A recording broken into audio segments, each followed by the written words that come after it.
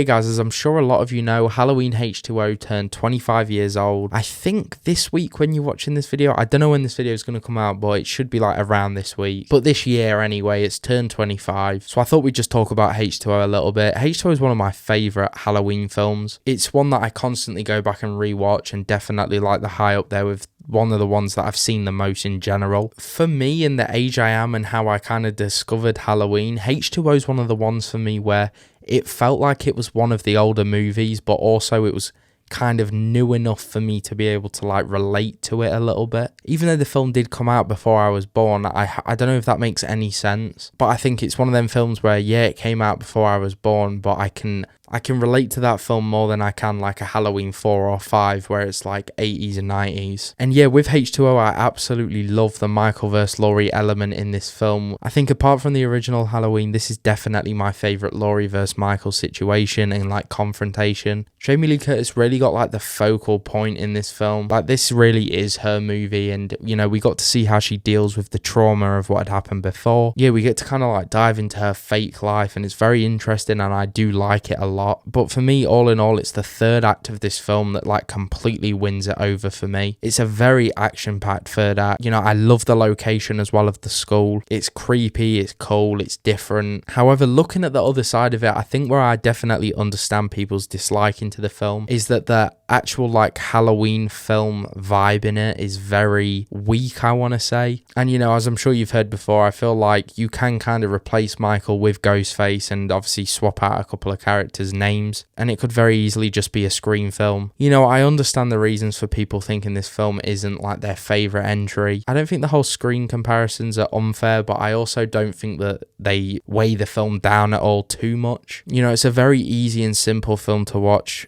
in some senses, and that's part of the reason why I love it, but it's also part of the reason why I can understand why it's not very standout. You know, it's very meh. But I do like the new cast of high schoolers that we got. Obviously Laurie's kid, you know, we've got like John Tate and them kind of high schoolers, and we also got Marion back, which was great. I know she obviously got killed off again, but it was good to see her back. It was a good like opening kind of kill. And yeah, all in all, I really like H20. I have the VHS there on display because it is one of my favorite entries. And yeah, I can't believe it's 25 years old. They are releasing a Steelbook of H20. So yeah, I'm excited to like see when that does kind of come out and see people's thoughts. It may be one that I'm going to add to the collection. But yeah, it's been another milestone for like the Halloween franchise this week. You know, I don't know if you guys have gone back and watched the film because it is 25 years old or anything, but if you have, you know, let me know your thoughts regardless anyway of the film. And yeah, leave a like if you guys did enjoy, and I'll see you guys in the next one.